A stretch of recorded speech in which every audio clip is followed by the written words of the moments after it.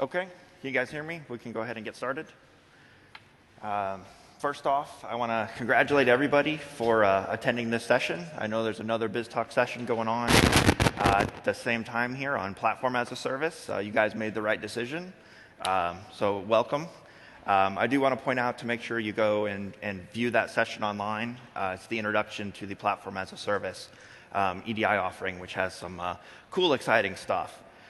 So today's session is on BizTalk Server 2013, running on Windows Azure Infrastructure as a Service. So let's get started. Before I jump into the About Me section, I want to kick off a few scripts here that are going to take a few minutes to run. Now, I thought of long and hard about how to make running PowerShell scripts that run for 20 minutes exciting. I thought of a stand-up comedy routine, but my wife kind of vetoed that. Apparently, she said I wasn't funny. So I'm going to kick off some scripts here and then jump into our presentation. And then when time comes to jump in and see the results of the scripts, we're going to go back and talk through them in more detail. The first script here is going to create various virtual machines, two BizTalks and one SQL, and it's going to automatically join it to our domain. And it's going to join it all created on our virtual network as well. So before I do that, this is BizTalk Live-WE is my virtual network. And I want to show you in here that there are no BizTalk servers or SQL servers attached to this network yet. We just have one primary domain controller that's already configured and running. That's set up there. So I'm going to go ahead and kick off this PowerShell script. And while that is running, I'm going to jump over to another BizTalk domain. And don't worry, I'm going to go through all this in more detail. Jump over to another BizTalk domain and kick off a multi-server BizTalk configuration script. And what this script is going to do is configure our BizTalk environment after we've completed the other script that has created our servers for us. So I'm going to kick that off. And then I'm going to kick off one more script, which is here, which is an automatic configuration script to set up BizTalk 360 and provision a single install of BizTalk server. So I'm going to kick that off. And I simply click configure here. And I'm going to let that run. So while these scripts run, we will get started with our presentation. So a little bit about me. I'm a 9-year BizTalk server / integration server MVP. So I've been around BizTalk server for quite a while now. I run the community site, biztalkgurus.com, and I also run the site biztalkguru.com. So I have both. One's community, one's personal. I was co-author of a book called Applied Architecture Patterns on the Microsoft platform. It came out a couple years ago. We kind of walked through some various scenarios of what Microsoft technology is best to use in what scenarios. I'm currently working on my first Pluralsight course, which should come out here in a month or two. It's going to be titled What's New in BizTalk Server 2013. And I'm a community speaker. I like to do these events. I've been in Sweden, and I've been at TechEd before. Has anybody attended one of my sessions in the past? One person? I've been in several presentations for him, so at least you should know he's been to my presentation and decided to come back again. So that should be reassuring for the rest of the talk. Let's get started. I want to talk about a tale of two Stevens. Anybody here expecting a talk on AppV, Application Visualizer? If so, you went to the wrong Stephen Thomas's session. So there is, in fact, two Stephen Thomases here at TechEd. There was two of us at TechEd New Orleans as well.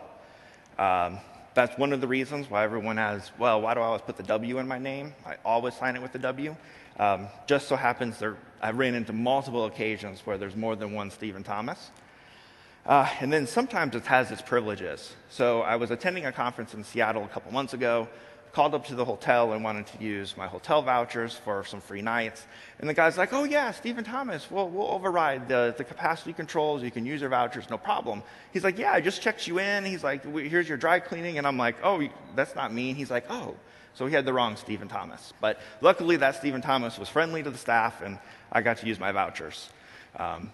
Sometimes it's bad to be a Stephen Thomas. Tuesday morning I got woken up by Stephen Thomas is here, friends, looking for him. I think he may have overslept in the morning. So it can go both ways. So let's take a look at what we're going to cover today. First off, I have a quick primer where we're going to talk about some infrastructure pain points, some of the basics of infrastructure as a service, and then why BizTalk and infrastructure as a service make sense together. Then we're going to look at some development and test scenarios. And then last, we're going to look at some sample scenarios. And the sample scenarios hopefully will give us a better idea of some of the things we can think about in the future of leveraging infrastructure as a service. So let's get started with the primer. So as I talk through these infrastructure pain points, hopefully you look at these and don't recognize any of these. These are pain points that I've collected in my 10 years of consulting, and pretty much I see one or more of these at every client I've been to. The first pain point really relates to resource onboarding. So usually when I'm brought into a project, I'm part of a larger team, and sometimes it's a couple people, 3 or 4, sometimes it can be as many as 100. And nowadays these teams are going to be geographically located across the world. So the one thing I've always seen is the speed at which it takes to onboard a resource varies greatly by company to company, but generally it's about a day or two after a resource arrives before they can be fully up and running with generally a virtual machine development environment. Now I have seen some extreme cases where it's taken over a week for the developers to get up and running, in which case they're left idle reviewing documentation and creating their own documentation, which usually wasn't the main purpose for bringing those developers on board. The other thing with resource onboarding is the space needed to actually host the virtual environments for these developers. I was at one client where I had to actually share my virtual machine with somebody on another time zone over in India, which that in and of itself didn't cause problems until they were saying I undeployed their code in BizTalk, and I said that they didn't, and sharing a development environment is never a fun experience. And then last, it relates to supporting these development environments. I'm sure none of us have actually done it, but we've all seen somebody go into their virtual machine and accidentally hit shutdown instead of log off. And that generally never happens during the day. It always happens about 9 p.m. at night. Then you have to open up a support ticket and get someone on the infrastructure team to log in. They're always disgruntled because you interrupted them from playing Xbox, and now they have to restart your virtual machine. So the support of these development environments is always a challenge. When we think about upgrading from, say, BizTalk 2010 to BizTalk 2013, for example, we always have to think about what environment are we going to use to test our existing solution in the new upgraded BizTalk server environment. Generally, that comes at the expense of an existing development environment. Most clients I've been at don't want to spin up a whole new environment for testing the code on the upgraded servers. Generally, they take existing environment and simply do the upgrade to see how the code's going to function. This could cause problems if you have to do a production fix on the existing code before you've completed your migration. Multi-server environments. So we all know it's better to find problems in your code sooner rather than later, but I've rarely been at a client site where every developer has access to a multi-server BizTalk environment. At that same time, I've rarely seen where we've taken code from one developer workstation, promoted it to a multi-server BizTalk environment, and not caught some sort of problem in doing so.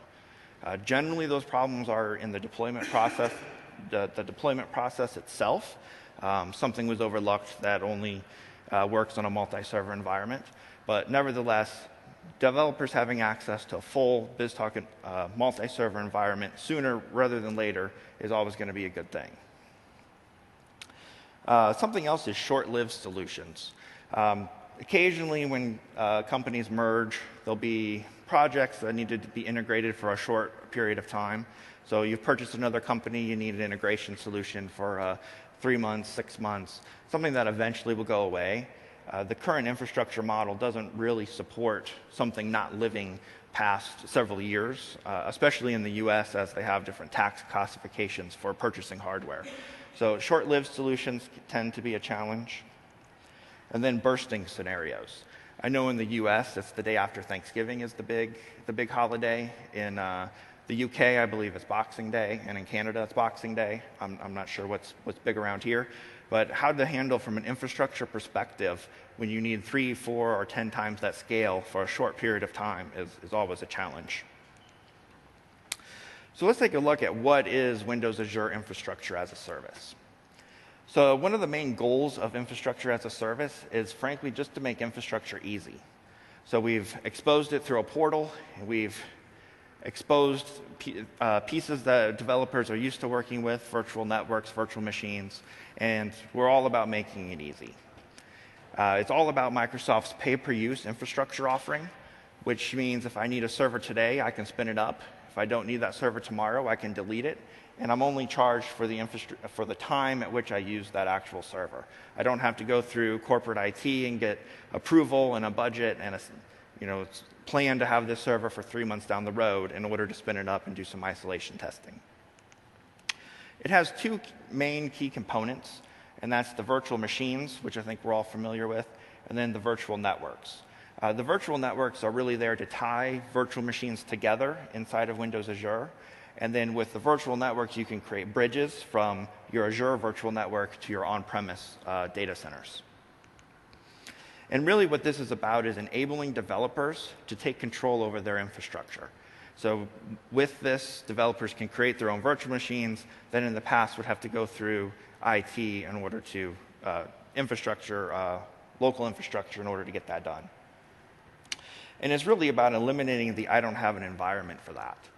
This is one of those questions, one of these statements I hear again and again when I say, well, let's test this out. Let's test out a multi-server deployment. Well, a lot of times I hear, I just don't have an environment for that. So site to infrastructure as a service connectivity options. I'm going to talk about this quickly.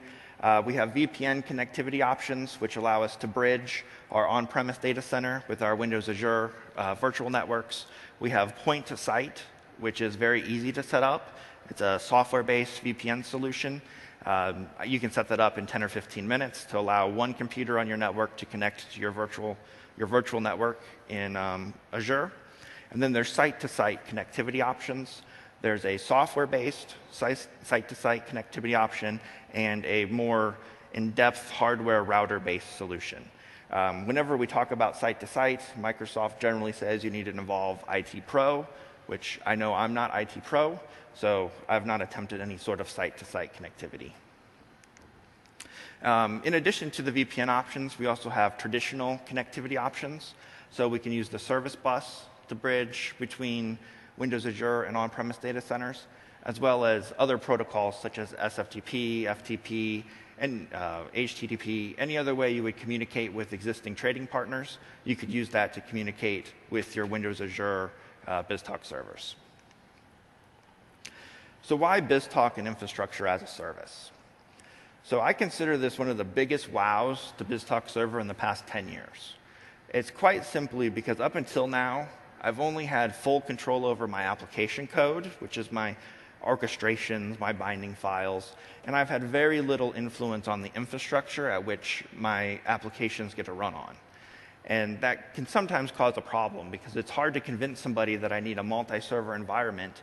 A lot of times they just don't understand the need for that. It's also hard to convince them that I need a UAT environment that at least mirrors in the number of servers to what you have in production, simply so we can test out these complex deployment scenarios. Because deploying BizTalk is definitely more challenging than some of the other like IaaS-based scenarios.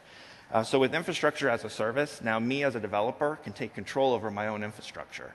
And I can set it up and configure it how I want to use it and enable me to ensure that I have the right application and the right infrastructure for my solution. With Windows Azure Infrastructure as a Service, we now have some pre-built images, which means we have an Evaluation Edition, a Standard Edition, and an Enterprise Edition already ready for us that we can use. And we'll see that in a demo in just a minute. With this, they've also introduced a new pay-per-hour pricing model, which is something new that we haven't seen in the past. So what this means is if I need a production BizTalk server only between 8 a.m. and 5 p.m. Monday through Friday, for example, I can use Windows Azure to spin that up just during those time intervals and only pay for the BizTalk server for those hours that I need it to actually run. If you went to your local IT and said, I only want to pay for BizTalk 8 hours a day, they probably would laugh in your face because that's just not how their costing model is set up. We also have software mobility, which means if I have BizTalk licenses on premise, I can take those and move those into Windows Azure and run those on those virtual machines. And then in the past, I've heard some people say that BizTalk was hard. Oh, yes.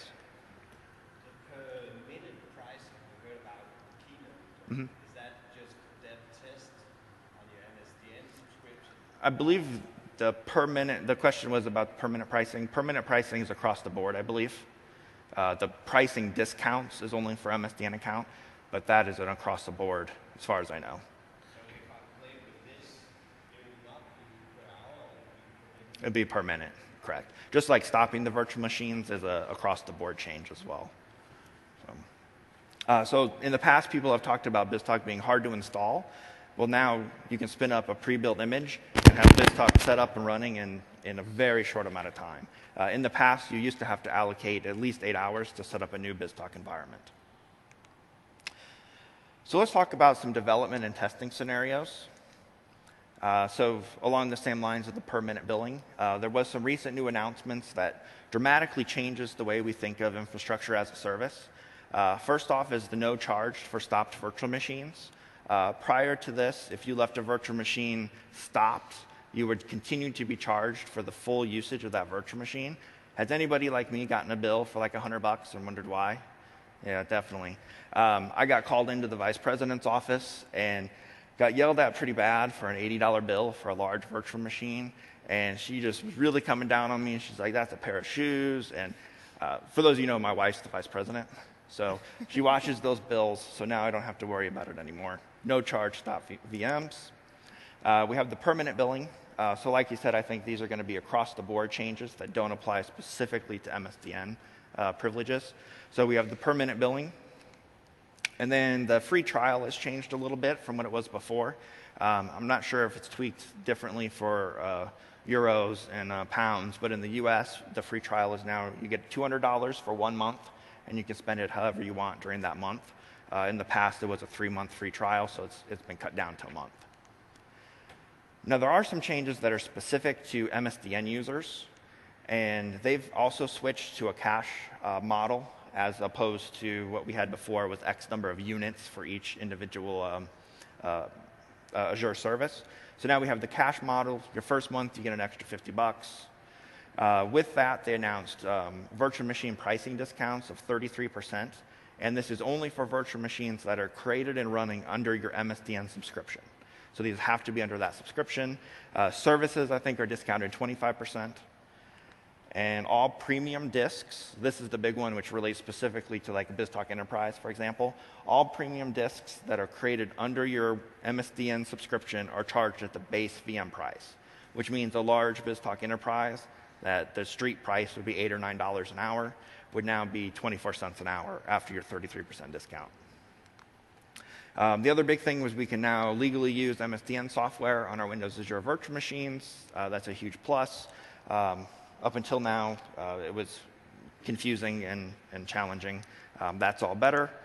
And anybody that has an existing MSDN subscription, you can choose to opt out for this new model if you wish for up to 1 year, keep the existing package, or you can simply log in here, click your button under your subscription, and convert your account right away. Anybody that does nothing is automatically converted August 1st to this new cash-based model. So let's talk a little bit more about some dev and test solutions.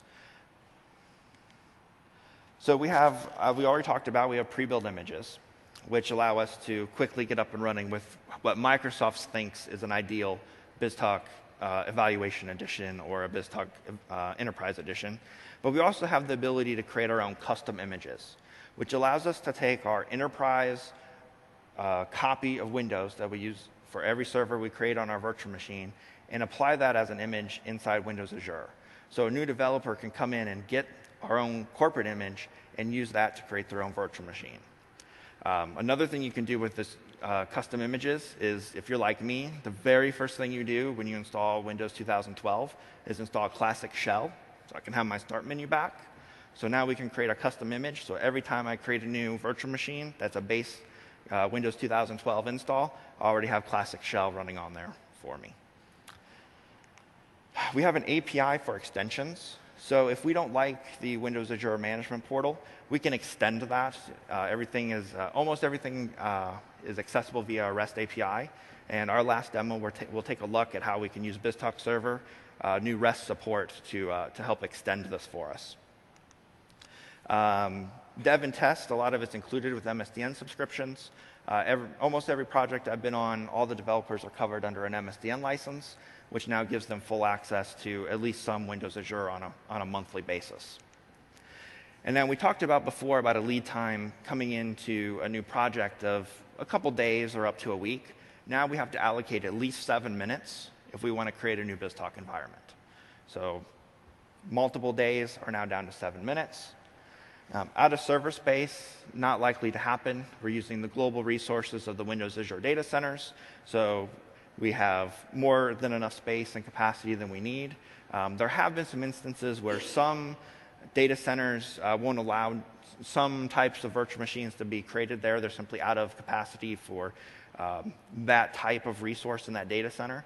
But those are, I believe, data centers that are kind of being decommissioned anyways. I've never had any issues with the core data centers. And then the support for these environments are now done by the developers themselves. So by logging into our Windows Azure management portal, our developers can now restart those virtual machines if they were to, say, accidentally do a shutdown instead of a restart. So let's take a look at a demo of how we use the management portal to create a virtual machine.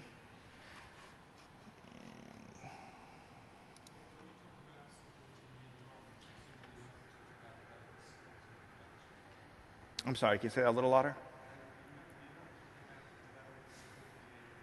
No, this is just developers supporting their own development environment. So, although I have seen cases developers support production, but that's a separate issue. So I'm just going to log back into my Windows Azure management portal here. And to create a new virtual machine, you just click on Virtual Machines. I'm going to go to New. I'm going to do From Gallery. And in the gallery here, if I had my own custom images, those would show up under custom images. You can see here I have 2 custom images that I've created. If I have disks, a disk is a virtual machine that has already been created using an image, and now it's just sitting there as a disk that I can attach to and use it. It doesn't create a new sys-prepped machine off of that. And then we have our platform images. These are Microsoft-supplied images for creating these new environments. We have several for SQL Server. Then we have our 3 BizTalks, as we talked about. I'm just going to kick off an evaluation one. Then you give the virtual machine name. Now, the virtual machine names need to be globally, those don't need to be. TechEd.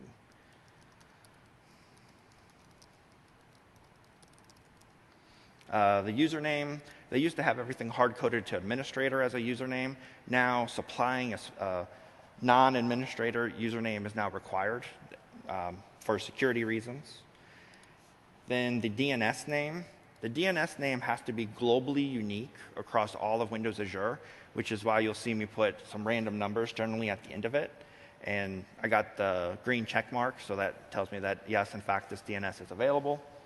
I can select which storage account, network, virtual network I want to connect to. In this case, I want it to be just a standalone virtual machine. I don't want it to connect to any virtual networks. So I'm just going to throw it into one of these random storage accounts. By changing the storage account, it will limit my options for where I'm going to put that virtual machine in terms of a data center. Your data center and your storage account has to run in the data center that you create the virtual machine in, because obviously you wouldn't want your virtual disk in Europe and my virtual machine running in the United States. So they enforce that restriction. So I'm just going to click Next. I have the ability to enable remote PowerShell or create an availability set. We're just going to leave that for now. And I click Complete. And this is off provisioning now, right here at the bottom. And now in about 5 to 7 minutes, it'll change from starting provisioning to running, and in which case I can just click Connect and log right into that virtual machine like it is any other BizTalk machine that I might have. The Evaluation Edition of BizTalk has SQL and BizTalk on the same virtual machine. The Standard Edition, the Enterprise, they're expecting you to be on a domain and bring your own SQL Server on a separate BizTalk box. So that's the difference there. So that was a real quick demo of how to create a virtual machine using the management portal. And we'll see later how we create these same virtual machines using PowerShell. So let's talk for a minute on what is considered the holy grail of a dev and test environment. So I would say the best experience I could hope for is my own isolated domain where I had my own domain controller, I had my own SQL server, and I had my own multi-server BizTalk box that was only for me to work with. So the reason why this is good is because there's a lot of times where you want to create various user accounts to test least access privileges on making some sort of web service call. You want to test your code where you don't have everybody running as a domain admin or a system admin. But a lot of times getting these accounts created can be challenging inside the enterprise. Creating new Windows accounts, even for testing purposes, all depends on how they've structured their internal infrastructure and their domains. But I've never seen it be an easy process. Always takes opening a ticket and hours, if not days, before any of those requests are completed. With this type of environment, I could have my own domain that I control. I can create my own user accounts. I can create my own BizTalk project solutions. I can do pretty much anything I want and not have to worry about the corporate IT people really caring what I do with this environment.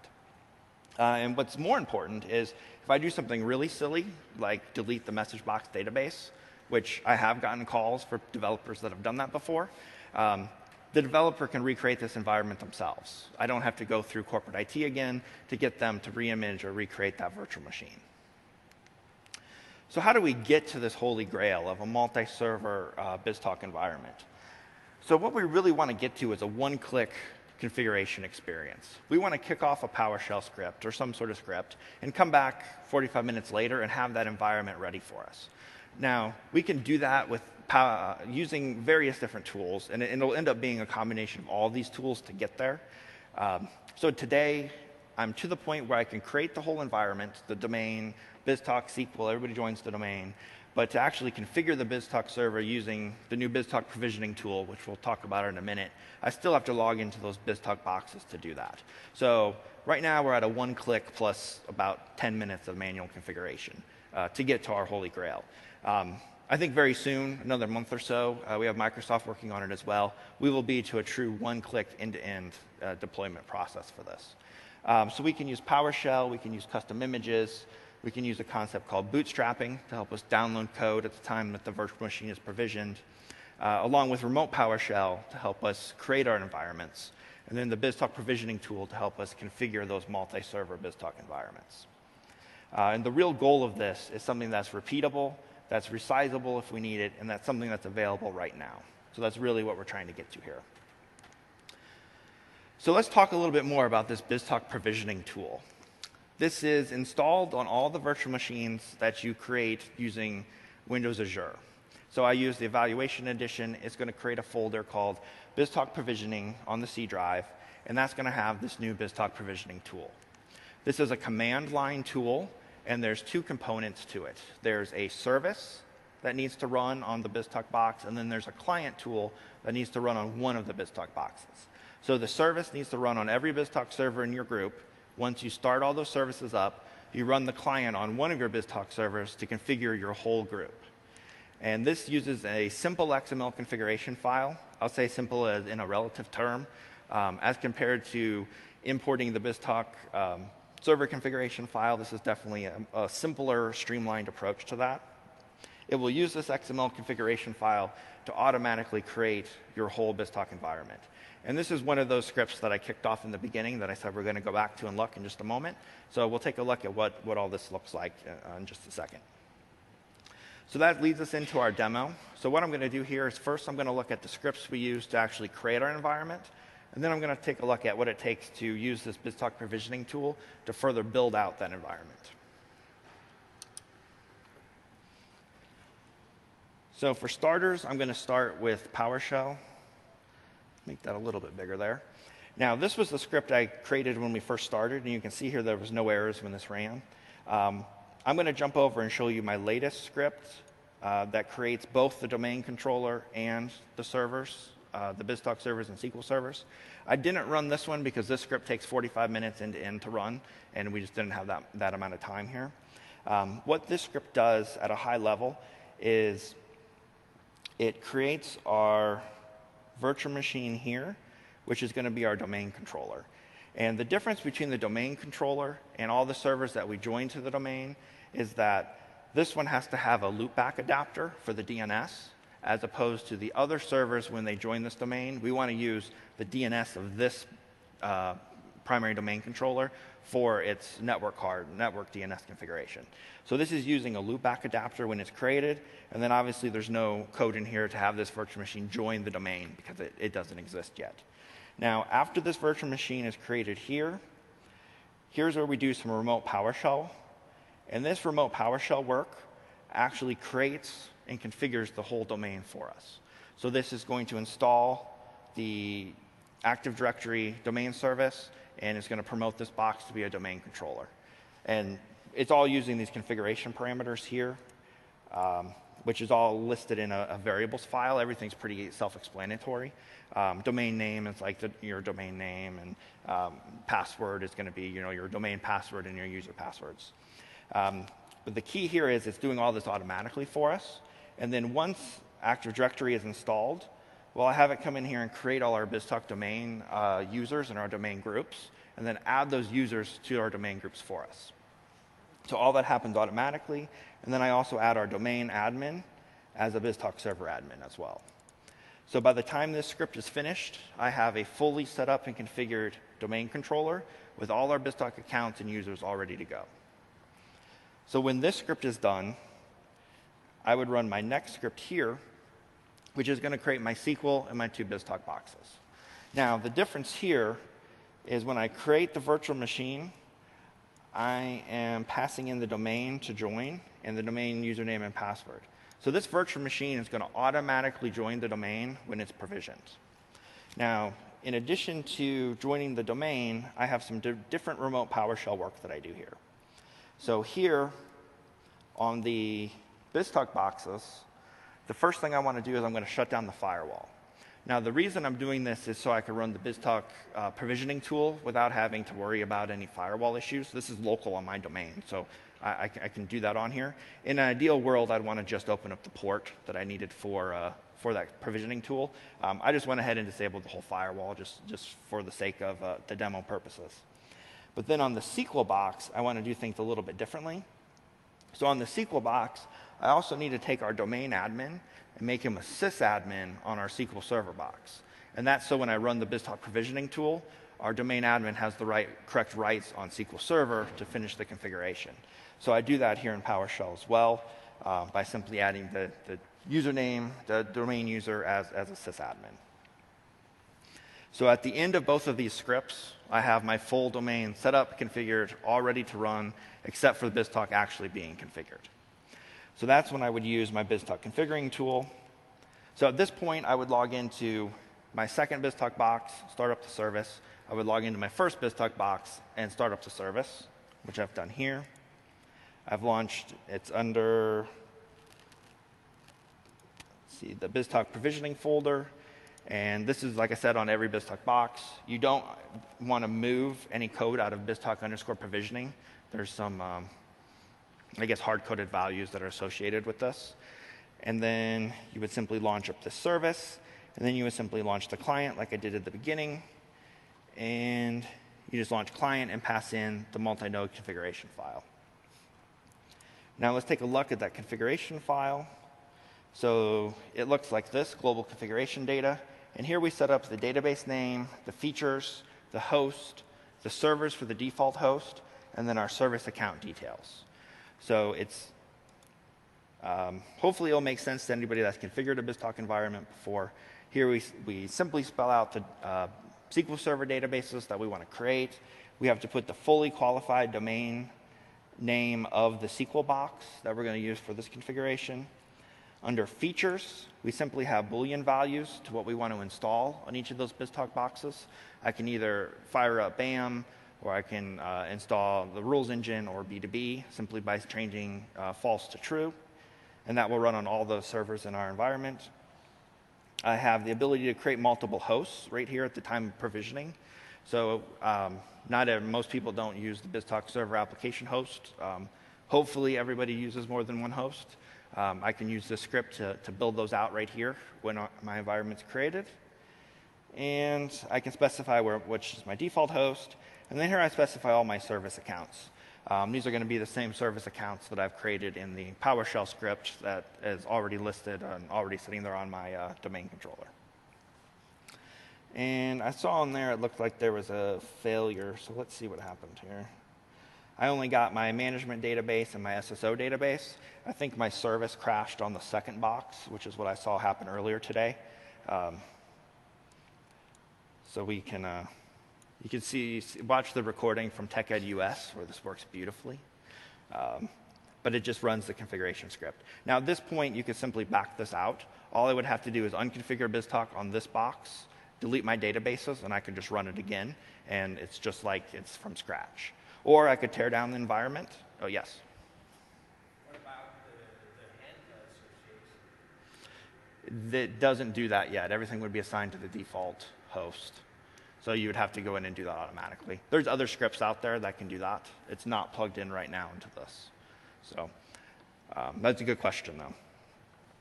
And they're definitely looking for that kind of feedback for things that you see you need that doesn't exist in here today.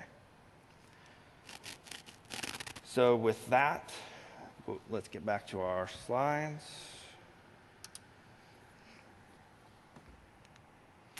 Okay, so let's take a look at some sample scenarios.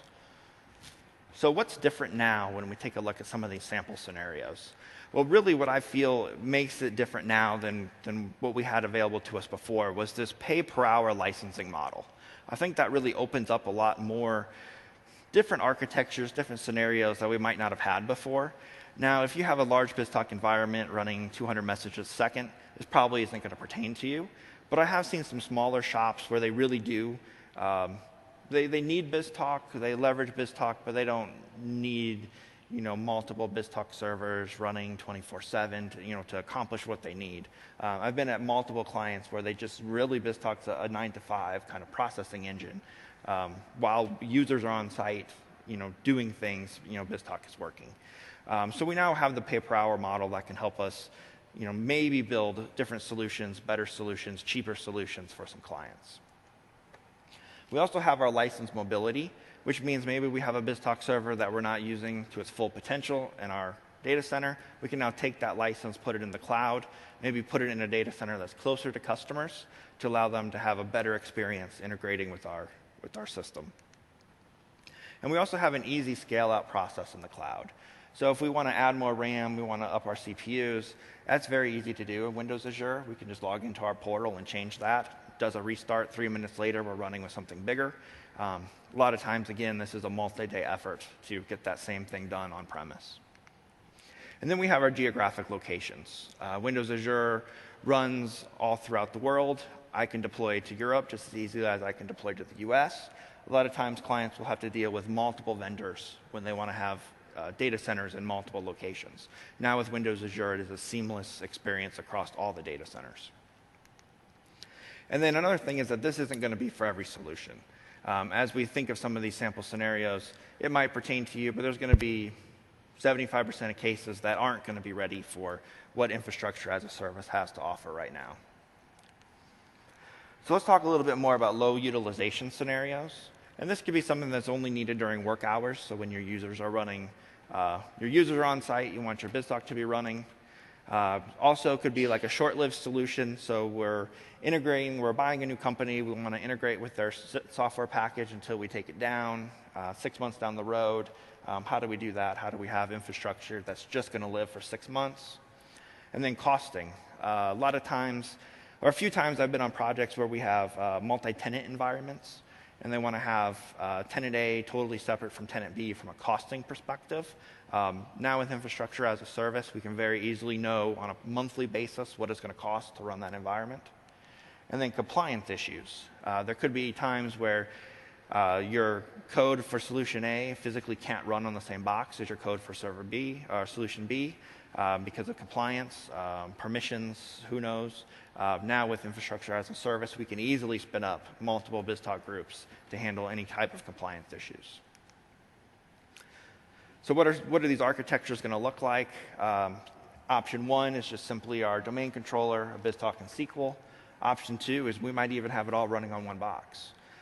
So these are both ways that we could approach a low utilization scenario. From a costing perspective, the pay per hour is probably going to be your best solution in these low utilization scenarios. I think a standard edition BizTalk for production use is $2 or $3 an hour, something like that.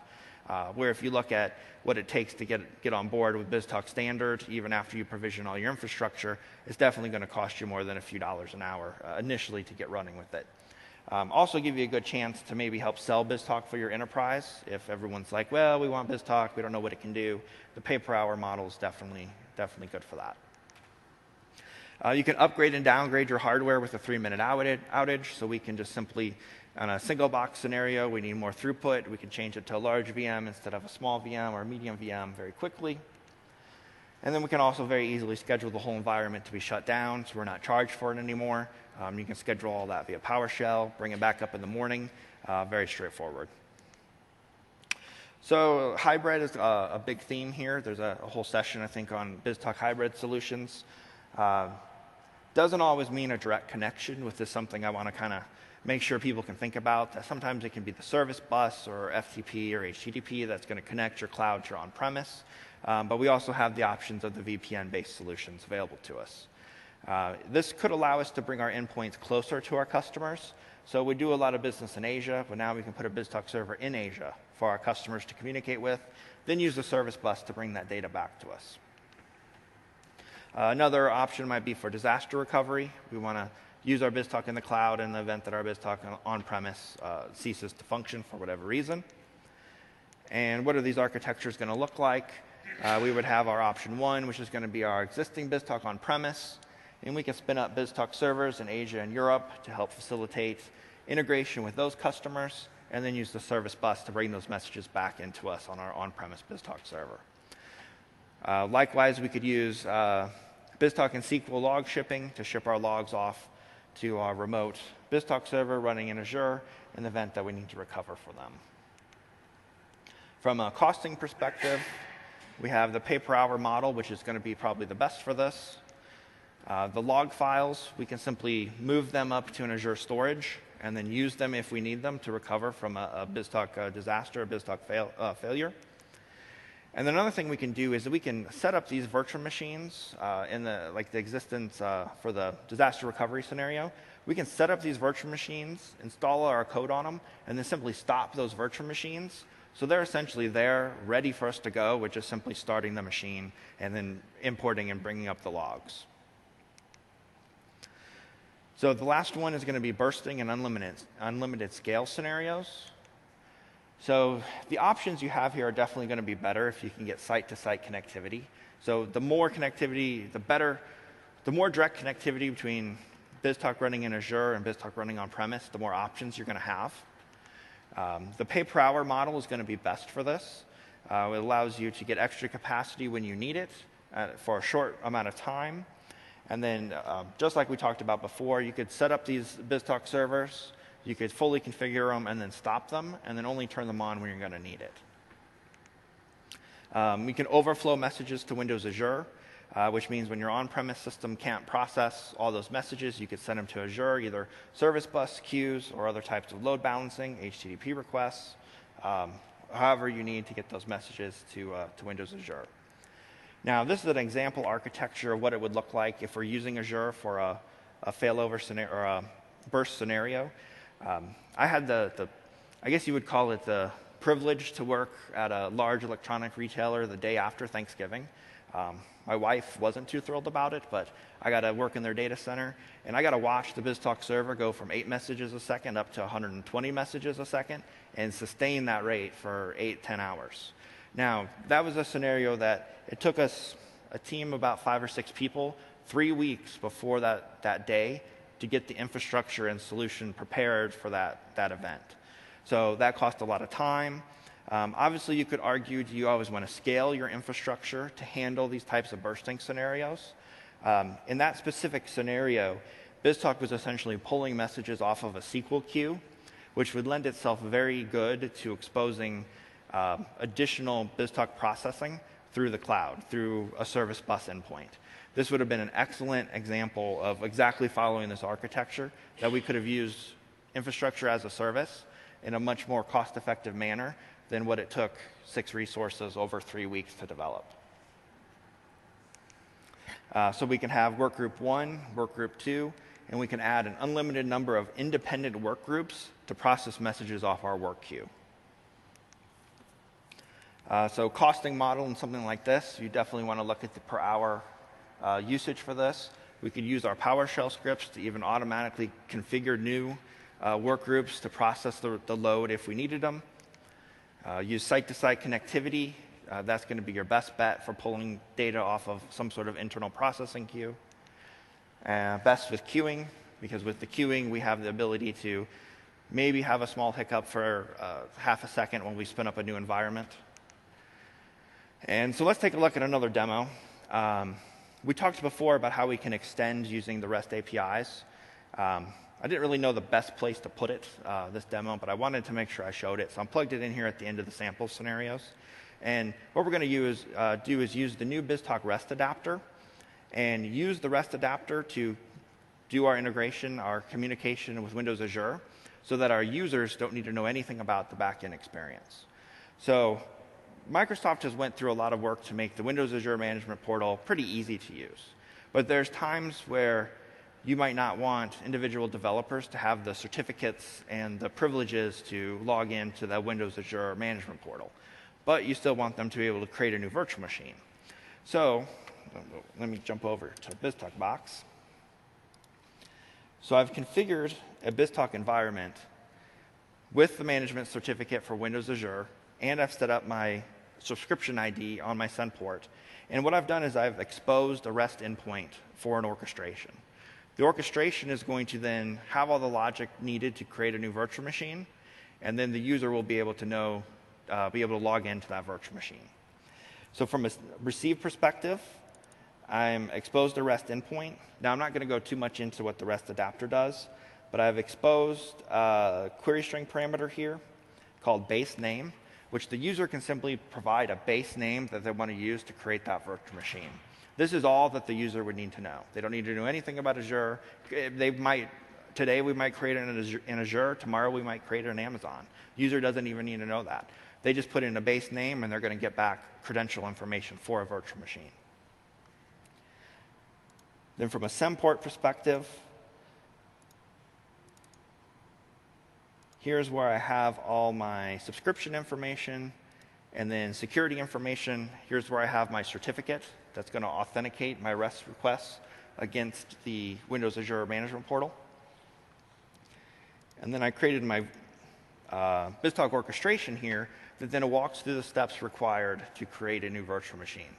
Now, these are the exact same steps and process that PowerShell does when I use PowerShell to create the virtual machine, but this time I'm using the REST APIs. REST APIs are a little bit easier to work with, I would say, than the PowerShell scripts. Configuring the PowerShell scripts initially is always the challenge. Downloading your publishing file and having a way to scale that if you want multiple developers to interact with it is definitely a challenge. So now using BizTalk as your single point of contact with the Windows Azure Management Portal, I can abstract all of the authentication against Windows Azure from the user. And this simply walks through creating the affinity group, the storage account, the service, and then the virtual machine. And then at the end of this, you could simply return to the user their logon information, their credentials, and their password, and they could go ahead and log into that virtual machine. Now this takes 10 or 15 minutes to run, so I won't actually run it. But I just wanted to give you an idea of how you could extend the management portal if you wanted to add additional functionality to your enterprise.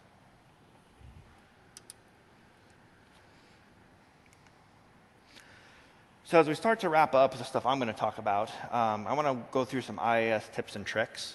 So I've probably created and destroyed well over 500 virtual machines now. I think I got to be approaching 1,000.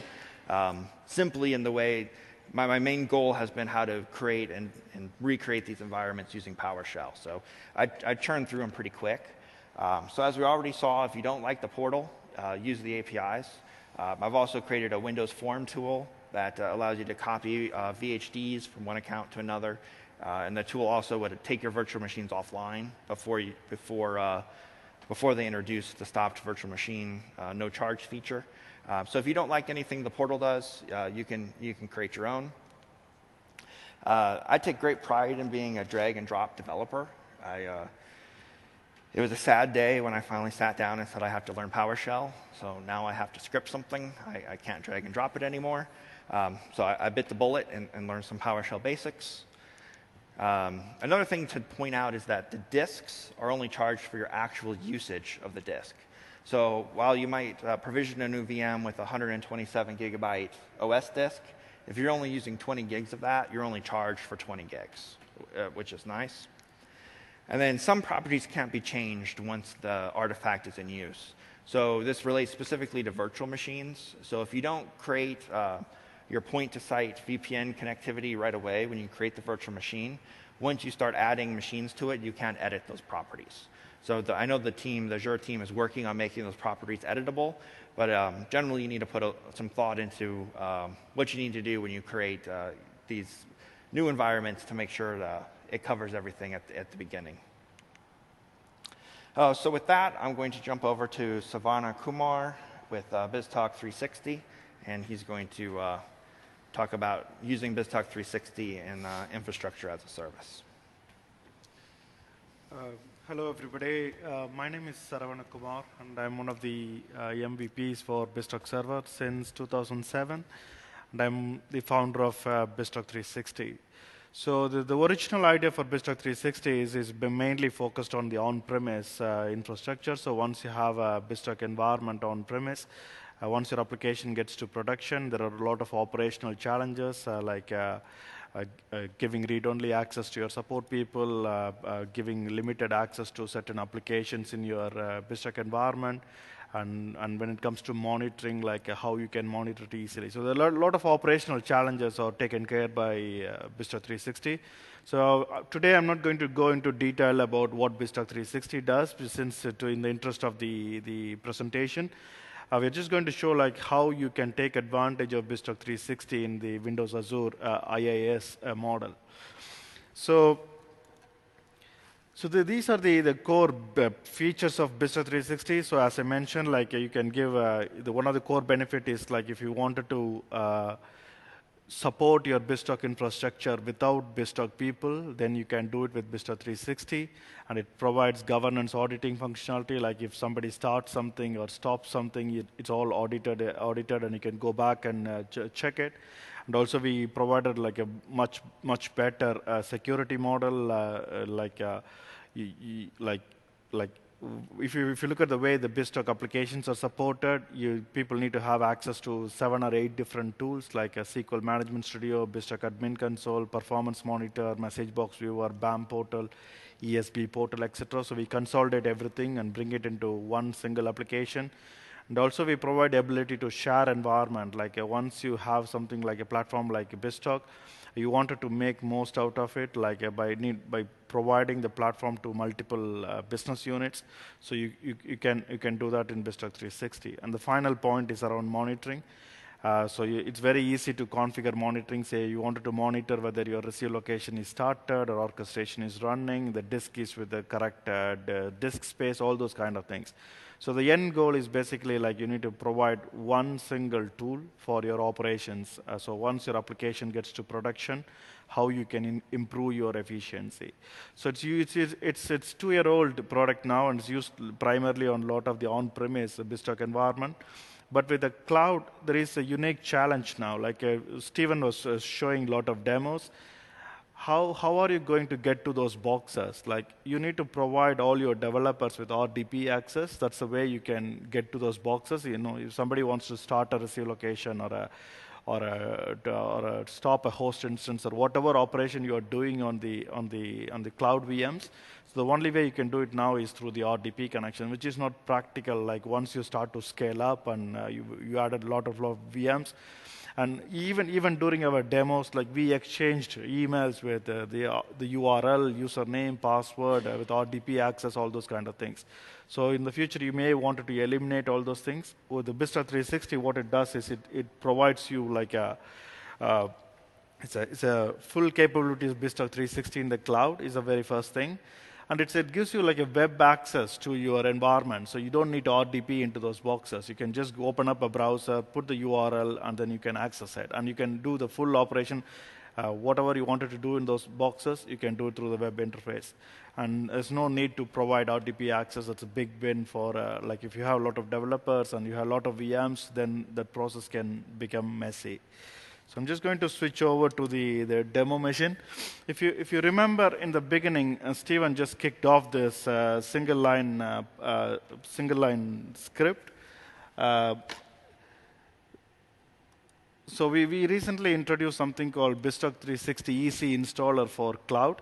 So all you need to do is, there is a blog post, if you search it, you will find it. So all you need to do is you open a brand new virtual machine, which you created through the portal, and open PowerShell, and you just enter this one line. And it will automatically download this tool, and you just need to click configure. So this is what Steven did at the beginning of his talk. And automatically it will provision everything, it will configure BizTalk, and then it opens up BizTalk 360. So you're ready to evaluate it within like 10 minutes. So we just wanted to make this experience as easy as possible. Okay, and so once it's done, you can access it basically from outside. So this is like before we provision the machine, and you can see it's asking for username, password now.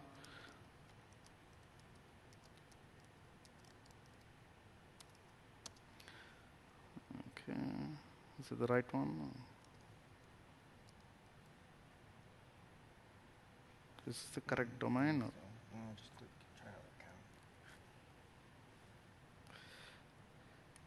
Okay.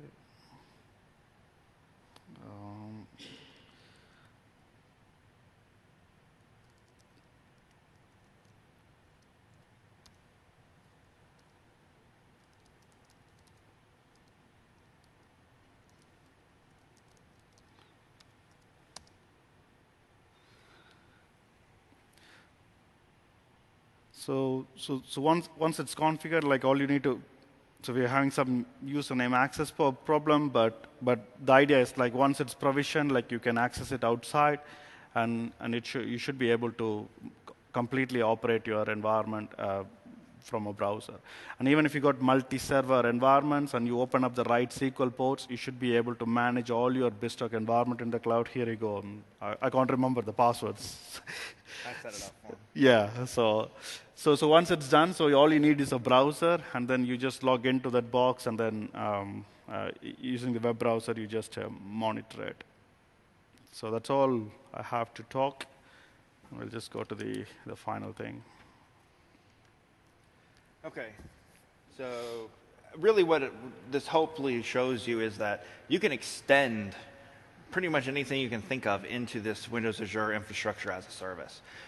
Just how we saw BizTalk 360 extend automatic one-click installation of his product. It also does configuration of BizTalk on that single BizTalk environment. Very easy to do to extend this into infrastructure as a service.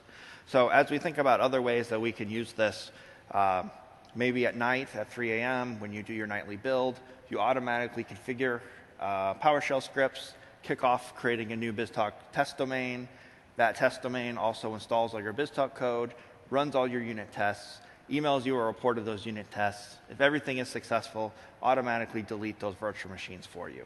So you can think of all the different ways you can use this infrastructure as a service. And I think as it matures and we see more and more use of BizTalk and greater site-to-site connectivity, we'll see more use of this and be more excited by it down the road. So hopefully what we saw here is that infrastructure as a service is easy.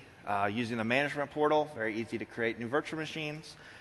Using PowerShell, once you understand what all the parameters are, very easy to repeatably create your BizTalk environments. We saw that this is a good solution right now for our dev and test. I do all my development now in Windows Azure virtual machines. So it's definitely ready to jump right in there. And hopefully through the sample scenarios, we saw that there may be new possibilities down the road on how to leverage this in some of our production scenarios. That's a slide from last TechEd. So is there any questions? Yes. Have you been using SAP adapters or adapters? So the question is SAP adapters or Oracle adapters. I've not done any of those specifically in infrastructure as a service. Everything there behaves exactly as it does on premise. It's just going to be a matter of, do you have connectivity to those environments?